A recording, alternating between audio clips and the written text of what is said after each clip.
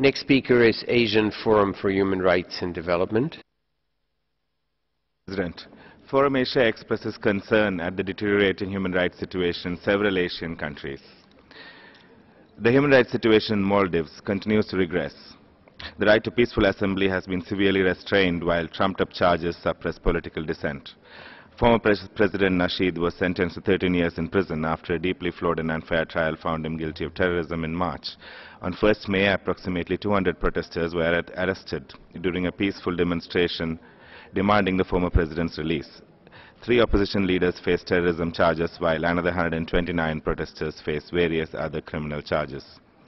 We call on the government of Maldives to repeal the Anti-Terrorism Act and reiterate our calls for a review of the Freedom of Peaceful Assembly Act and other laws that unduly restrict freedom of assembly and expression in the country.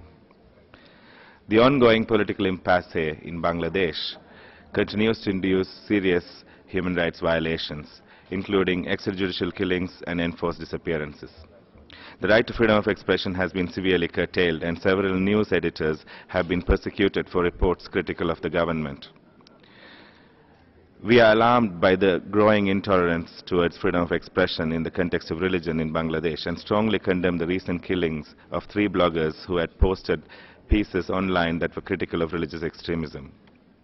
We urge the government to fulfill its obligation to protect its citizens from human rights violations by both state and non-state actors. We further express concern at recent attempts to stifle democratic space through the draft Foreign Donation Regulation Act and the new proposed cybersecurity law, which will widen the scope of offences and impose harsher penalties than the existing Information Communication Technology Act. We urge the government to withdraw these proposed draft laws and reiterate our call for the repeal of existing repressive laws, including the ICT Act. Thank you, Mr. President.